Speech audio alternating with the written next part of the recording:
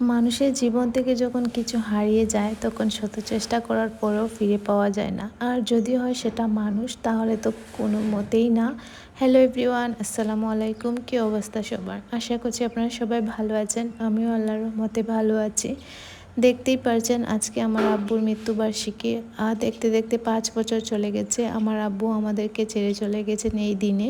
তো এটা আমাদের জন্য খুবই কষ্টের একটা দিন। মনেই হচ্ছে না যে আমরা ভাবতেই পারছি না যে এত তাড়াতাড়ি আমার আব্বু চলে যাবেন দুনিয়ার মায়া ত্যাগ করে। তো আপনারা সবাই আমার আব্বুর জন্য দোয়া করবেন, আমার আব্বু যেন জান্নাত নসিব করেন আল্লাহ তাআলা। তো আমার আব্বু অনেক কষ্ট পেয়েছেন, অনেক কষ্ট পেয়ে উনি মারা গেছেন। তো যদিও এই মুহূর্তটা আমাদের জন্য খুবই কষ্টের, আব্বু ছাড়া বেঁচে আছি এটা ভাবলেই যেমন কীরকম লাগে। সেটা যত দিন যাক না কেন ওনাকে সবসময় মিস করি। তো কখনোই ভাবতে পারছিলাম না যে আব্বু ছাড়া থাকতে পারবো, কিন্তু জীবনের নিয়ম তো এটা, থাকতে তো হবে, বাঁচতে তো হবে, এটাই হচ্ছে জীবন।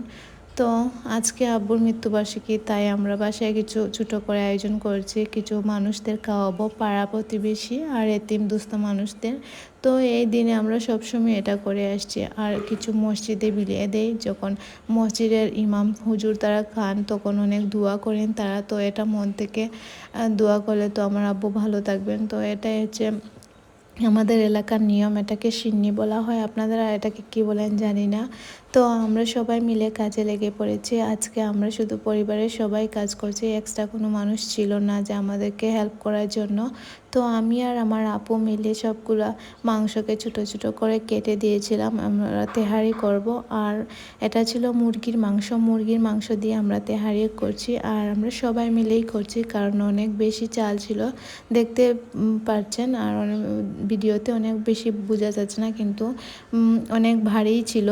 তো আমি মাংসগুলোকে কষানোর জন্য মাংসগুলো আপু আগে ম্যারিনেট করে রেখেছিল, ওগুলো দিয়েছে।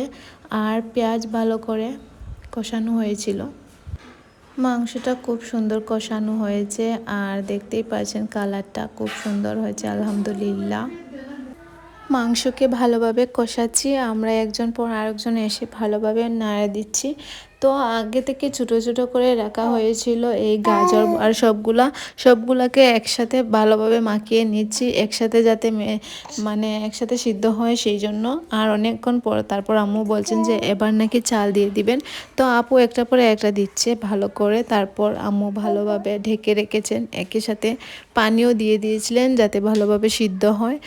আর খুব সুন্দর হয়েছে, দেখতেই পাচ্ছেন কালারটা আলহামদুলিল্লাহ অনেক সুন্দর হয়েছে, খেতেও মাশাআল্লাহ অনেক বেশি মজা হয়েছে। তো সবাইকে পলিথিনের মধ্যে একটা একটা করে সবার জন্য আলাদা করে রেখে দেওয়া হয়েছিল। আমার আপু সবগুলা পলিথিনে একটা একটা করে যাদের আমাদের ফ্যামিলির যারা আমাদের আপনজন পাড়া প্রতিবেশী সবাইকে হিসাব করে তারপর দিয়ে দেওয়া হয়েছিল। আর আমাদের মসজিদেও দেওয়া হয়েছিল, তাদেরকে খাওয়ানো হয়েছিল। অনেক ধরনের আইটেম রান্না করা হয়েছে, ওগুলার ক্লিপ নিতে পারি নাই। আর দেখতেই পাচ্ছেন অনেক সুন্দর হয়েছে মাশাআল্লাহ। তারপর বিকেলের দিকে আমার একটা পার্সেল ছিল, ওই পার্সেলটা আমি কালেক্ট করেছি।